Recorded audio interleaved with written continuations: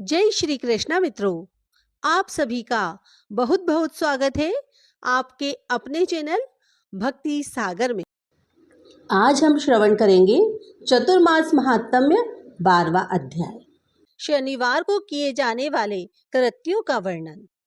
शिवजी बोले, हे सनत कुमार, अब मैं आपसे शनिवार व्रत की विधि का वर्णन करूंगा, जिसका अनुष्ठान करने से मंदत्व नहीं होता है। श्रावण मास में शनिवार के दिन नरसिंह, शनि तथा अंजनी पुत्र हनुमान, इन तीनों देवताओं का पूजन करना चाहिए। दीवार पर अथवा स्तंभ पर नरसिंह की सुंदर प्रतिमा बनाकर हल्दी युक्त चंदन से और नीले, लाल तथा पीले सुंदर पुष्पों से लक्ष्मी सहित जगतपति नरसिंह का भली भांति पूजन करके उन्हें खिचड़ी का नैवेद्य तथा कुंजर नामक शाक का भोग अर्पण करना चाहिए। उसी को स्वयं भी खाना चाहिए और ब्राह्मणों को भी खिलाना चाहिए। तिल का तेल तथा घृत स्नान भगवान नरसिंह को प्रिय है। शनिवार के दिन तिल सभी कार्यों के लिए प्रशस्त है। शनिवार के दिन तिल के तेल से ब्राह्मणों तथा सुवासिनी स्त्रियों को उपटन लगाना चाहिए तथा कुटुंब सहित स्वयं भी संपूर्ण शरीर में तेल लगाकर स्नान करना चाहिए तथा उड़द का भोजन ग्रहण करना चाहिए। इससे भगवान नरसिंह प्रसन्न होते हैं। इस प्रकार श्रावण मास में चारों शनिवारों में इस व्रत को करना चाहिए। जो ऐसा करता है उसके घर में स्थिर लक्ष्मी का वास रहता है और धन्य धान की समृद्धि होती है। पुत्रहीन व्यक्ति पुत्र वाला हो जाता है और इस लोक में सुख भोग कर अंत में वैकुंठ को प्राप्त करता है। नरसिंह की कृपा से मनुष्य की चारों दिशाओं में व्याप्त रहने वाली उत्तम कीर्ति होती है। हे सौम्य, आपसे नरसिंह का यह उत्तम व्रत कहा। हे सनत कुमार, अब शनि की प्रसन्नता के लिए जो करना चाहिए उसे सुनिए। एक लंगड़े ब्राह्मण और उसके अभाव में किसी ब्राह्मण के शरीर में तिल का तेल लगाकर उसे उष्ण जल से स्नान कराना चाहिए और श्रद्धा पूर्वक नरसिंह के लिए बताए गए अन्न अर्थात खिचड़ी उसे खिलानी चाहिए।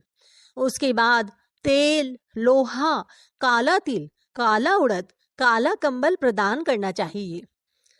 इसके बाद व्रती यह कहे कि मैंने यह सब शनि की प्रसन्नता के लिए किया है, शनिदेव मुझ पर प्रसन्न हो। उसके बाद तिल के तेल से शनि का अभिषेक कराना चाहिए। उनके पूजन में तिल तथा उड़द के अक्षत प्रशस्त माने गए हैं।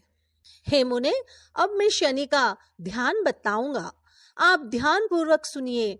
शनैश्चर कृष्ण वर्ण वाले हैं, मंद गति वाले हैं, कश्यप गोत्र वाले हैं, सौराष्ट्र देश में पैदा हुए हैं, सूर्य पुत्र हैं, वर देने वाले हैं, दंड के समान आकार वाले मंडल में स्थित हैं, इंद्र नीलमणि तुल्य कांति वाले हैं, हाथों में धनुष बाण त्रिशूल धारण किए हुए हैं, गिद्ध पर आरूढ़ हैं, यम इनके अधिदेवता हैं, ब्रह्मा इनके प्रत्यधिदेवता हैं। ये कस्तूरी अंगूर का गंध तथा गुग्गल का धूप ग्रहण करते हैं। इन्हें खिचड़ी प्रिय है। इस प्रकार ध्यान की विधि कही गई है।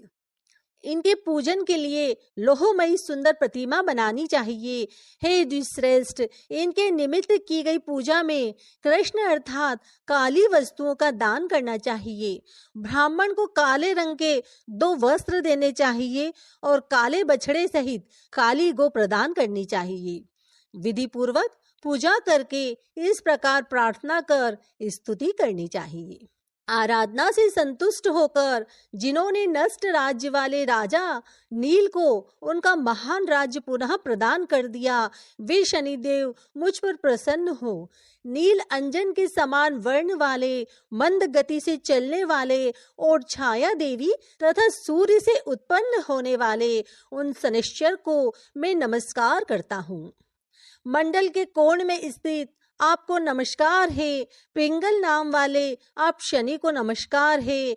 हे देवेश, मुझ दीन तथा शरणागत पर कृपा कीजिए। इस प्रकार स्तुति के द्वारा प्रार्थना करके बार बार प्रणाम करना चाहिए।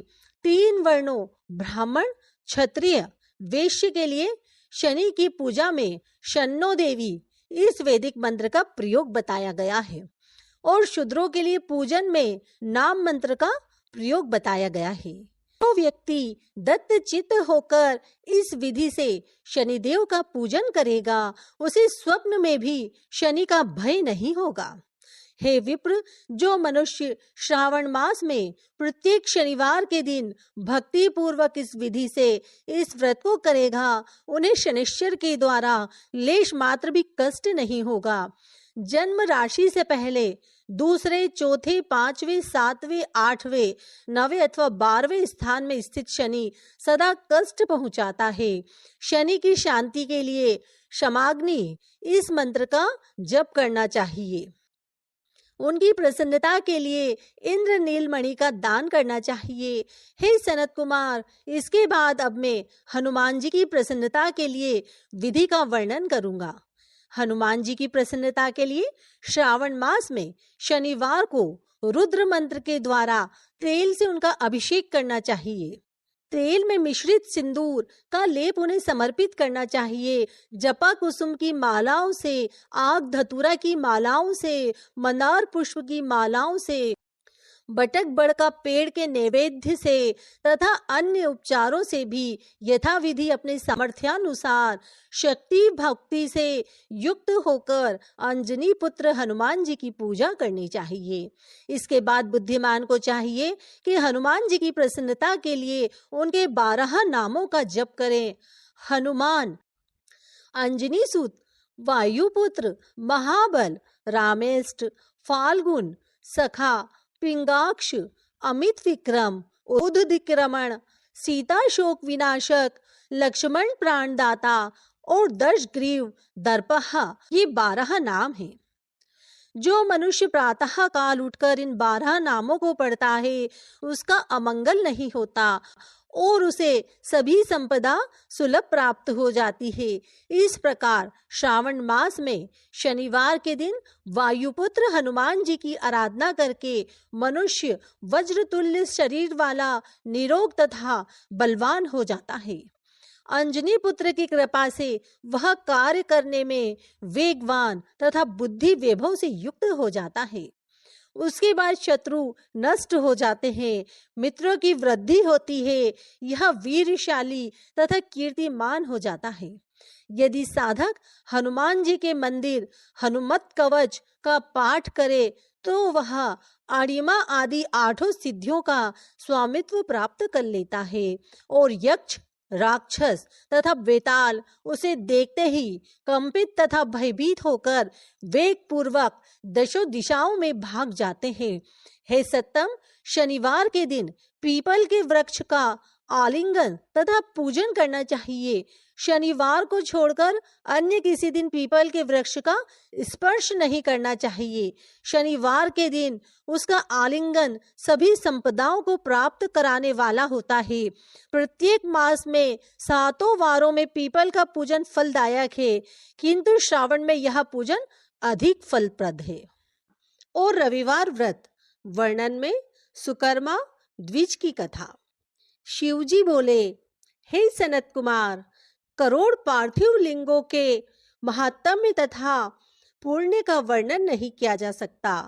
जब मात्र एक लिंग का महात्म्य नहीं कहा जा सकता, तो फिर करोड़ों लिंगों के विषय में कहना ही क्या। मनुष्य को चाहिए कि करोड़ लिंग निर्माण असमर्थता में 1 लाख लिंग बनाए या 1000 लिंग या 100 लिंग ही बनाए। यहाँ तक कि 1 लिंग बनाने से भी मेरी सन्निधि मिल जाती है। षडाक्षर मंत्र से 16 उपचारों के द्वारा भक्तिपूर्ण मन से भगवान शिव की पूजा करनी चाहिए। ग्रह यज्ञ के साथ उद्यापन करना चाहिए। उसके बाद होम करना चाहिए और ब्राह्मणों को भोजन कराना चाहिए। हे सनत कुमार, इस अनुष्ठान को करने वाले की अकाल मृत्यु नहीं होगी। यह व्रत बांझपन को दूर करने वाला, सभी विपत्तियों का नाश करने वाला तथा सभी संपत्तियों की वृद्धि करने वाला है। मृत्यु के पश्चात वह मनुष्य कल्प पर्यंत मेरे समीप कैलाश वास करता है। जो मनुष्य श्रावण मास में पंचामृत से शिव जी का अभिषेक करता है एवं सदा पंचामृत का पान करने वाला, गोधन से संपन्न, अत्यंत मधुर भाषण करने वाला तथा त्रिपुर के शत्रु भगवान शिव को प्रिय होता है। जो इस मास में अनोदान व्रत करने वाला तथा हविष्यान ग्रहण करने वाला होता है, वह व्रीहि आदि सभी प्रकार के धान्यों का अक्षय निधि स्वरूप हो जाता है। पत्तल पर भोजन करने वाला श्रेष्ठ मनुष्य स्वर्ण पात्र में भोजन करने वाला तथा शाक को त्याग करने से शाक करता हो जाता है। श्रावण मास में केवल भूमि पर सोने वाला कैलाश में निवास प्राप्त करता है। इस मास में एक भी दिन प्रातः स्नान करने से मनुष्य को 1 वर्ष स्नान करने का फल का भागी कहा गया है। इस मास में जितेंद्रिय होने से इंद्रिय बल प्राप्त होता है। इस मास में स्फटिक, पाषाण, मृत्तिका, मरकतमणि, पिष्ठ, धातु, चंदन, नवनीत आदि से निर्मित अथवा अन्य किसी भी शिवलिंग में, साथ ही किसी स्वयं आविर्भूत ना हुए लिंग में श्रेष्ठ पूजा करने वाला मनुष्य सैकड़ों ब्रह्म हत्या को भस्म कर डालता है। किसी तीर्थ क्षेत्र में सूर्य ग्रहण या चंद्र ग्रहण के अवसर पर 1 लाख जप से जो सिद्धि होती है, वह इस मास में एक बार के जप से ही हो जाती है। अन्य समय में जो 1000 नमस्कार और प्रदक्षिणाएं की जाती है, उनका जो फल होता है, वेद पारायण करने पर सभी वेद मंत्रों की पूर्ण रूप से सिद्धि हो जाती है। श्रद्धा युक्त होकर इस मास में 1000 बार पुरुष सूक्त का पाठ करना चाहिए अथवा कलयुग में उसका चौगुना पाठ करना चाहिए अथवा वर्ण संख्या का 100 गुना पाठ करना चाहिए अथवा वह करने में असमर्थ हो तो आलस्यहीन होकर मात्र 100 पाठ करना चाहिए। ऐसा करने वाला मनुष्य ब्रह्म हत्या आदि पापों से मुक्त हो जाता है, इसमें कोई संदेह नहीं है। गुरु पत्नी के साथ संसर्ग जन्य पाप के लिए यही महान प्रायश्चित है। इसके समान पुण्यप्रद, पवित्र और पापनाशक कुछ भी नहीं है। पुरुष सूक्त के जप के बिना इस मास में एक भी दिन व्यतीत नहीं करना चाहिए। जो मनुष्य इस फल को अर्थवाद कहता है, वह नरकगामी होता है। इस महीने में समिधा, चारू, तिल और घृत से ग्रह यज्ञ होम करना चाहिए। शिव के रूपों का भली भांति ध्यान आदि करके धूप, गंध, पुष्प, नैवेद्य आदि से पूजन करना चाहिए और अपने सामर्थ्य के अनुसार कोटि होम, लक्ष होम अथवा 10 सहस्त्र होम करना चाहिए। व्याहुतियों ओम भू, ओम भुवः, ओम स्वाहा के साथ तिलों के द्वारा भी यह गृह यज्ञ नामक होम किया जाता है। हे सनत कुमार, इसके बाद अब मैं वारों के व्रतों का वर्णन करूंगा, आप सुनिए। हे अनज्ञ, उनमें सर्वप्रथम मैं आपको रविवार का व्रत बताऊंगा। इस संबंध में लोग एक प्राचीन इतिहास को कहते हैं। प्रतिष्ठानपुर में सुकर्मा नामक एक द्विज था। वह दरिद्र, कृपण तथा भिक्षावृत्ति में लगा रहता था। एक बार वह धान्य मांगने के लिए घूमते घूमते नगर में गया। उसने किसी एक गृहस्थ के घर में मिलकर रविवार का उत्तम व्रत करती हुई स्त्रियों को देखा। तब उसे देखकर वे स्त्रियां परस्पर कहने लगी कि इस पूजा विधि को शीघ्रता पूर्वक छिपा लो। इस पर वह विप्र उन स्त्रियों से बोला, हे श्रेष्ठ स्त्रियों, आप लोग इस व्रत को क्यों छिपा रही हो? समान चित्त वाले सज्जन के लिए परमार्थ ही स्वार्थ है। मैं दरिद्र तथा दुखी हूँ। इस श्रेष्ठ व्रत को सुनकर मैं भी इसे करूँगा। अतः आप लोग इस व्रत का विधान व फल अवश्य बताएं। स्त्रियां बोली, हे द्विज, इस व्रत के करने में आप उन्माद तथा प्रमाद करेंगे। अथवा भूल जाएंगे अथवा इसके प्रति अभक्ति या अनास्था करने लगेंगे। अतः आपको यह व्रत कैसे बताऊं? उनकी यह बात सुनकर उनमें जो एक प्रौढ़ा स्त्री थी वह उस ब्राह्मण से व्रत तथा व्रत की विधि बताने लगी।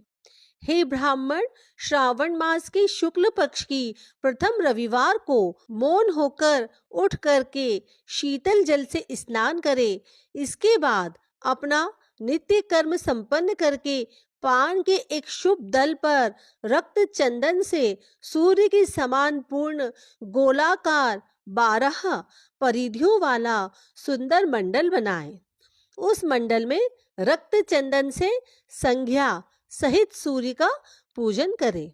उसके बाद घुटनों के बल भूमि पर झुककर 12 मंडलों पर अलग अलग रक्त चंदन तथा जपा कुसुम से मिश्रित अर्घ्य श्रद्धा भक्ति पूर्वक सूर्य को विधिवत प्रदान करे और लाल अक्षत जपा कुसुम तथा अन्य उपचारों से पूजन करे।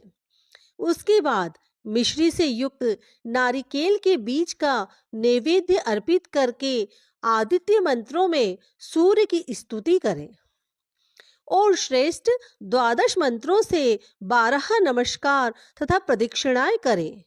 उसके बाद 6 तंतुओं से बनाए गए सूत्र में 6 ग्रंथियां बनाकर देवेश सूर्य को अर्पण करके उसे अपने गले में बांधे और पुनः 12 फलों से युक्त वायन ब्राह्मण को प्रदान करें। इस व्रत की विधि को किसी के सामने नहीं सुनाना चाहिए। हे विप्र, इस विधि से व्रत के किए जाने पर धनहीन व्यक्ति धन प्राप्त करता है, पुत्रहीन पुत्र प्राप्त करता है, कोढ़ी कोढ़ से मुक्त हो जाता है, बंधन में पड़ा व्यक्ति बंधन से छूट जाता है, रोगी व्यक्ति रोग से मुक्त हो जाता है। हे विपेंद्र, अधिक कहने से क्या प्रयोजन? साधक जिस जिस अभिष्ट की कामना करता है वह इस व्रत के प्रभाव से उसे मिल जाता है। इस प्रकार श्रावण के 4 रविवारों और कभी कभी 5 रविवारों में इस व्रत को करना चाहिए। इसके बाद व्रत की संपूर्णता के लिए उद्यापन करना चाहिए। हे विपेंद्र, आप भी इसी प्रकार करें, इससे आपकी सभी कामनाओं की सिद्धि हो जाएगी। उसके बाद उन पतिव्रताओं को नमस्कार करके वह ब्राह्मण अपने घर को आ गया। उसने जैसा सुना था उसी विधि से उस संपूर्ण व्रत को किया और अपनी दोनों पुत्रियों को भी वह विधि सुनाई। उस व्रत की सुनने मात्र से शिवजी के दर्शन से तथा उनके पूजन के प्रभाव से वे कन्याएं देवांगनाओं के सदृश हो गई। उसी समय से उस ब्राह्मण के घर में लक्ष्मी ने प्रवेश किया और वह अनेक उपायों तथा निमित्तों से धनवान हो गया। किसी दिन उस नगर के राजा ने ब्राह्मण के घर से होकर राजमार्ग से जाते समय खिड़की में खड़ी उन दोनों सुंदर तथा अनुपम कन्याओं को देख लिया। तीनों लोकों में कमल, चंद्रमा आदि जो भी सुंदर वस्तुएं हैं उन्हें वे दोनों कन्याएं अपने शरीर के अवयवों से तिरस्कृत कर रही है। उन्हें देखकर राजा मोहित हो गए और क्षण भर के लिए वहीं खड़े हो गए। ब्राह्मण को शीघ्र बुलाकर उन्होंने दोनों कन्याओं को मांग लिया। तब उस ब्राह्मण ने भी हर्षित होकर दोनों कन्याएं राजा को प्रदान कर दी। उस राजा को पति रूप में प्राप्त करके वे कन्याएं भी प्रसन्न हो गई। वे स्वयं इस व्रत को करने लगी और पुत्र पौत्र आदि से संपन्न हो गई। हे मुने, महान ऐश्वर्य देने वाले इस व्रत को मैंने आपसे कह दिया है। हे विधिनंदन, जिस व्रत के श्रवण मात्र से मनुष्य सभी मनोरथों को प्राप्त कर लेता है, उसके अनुष्ठान करने के फल का वर्णन कैसे किया जाए।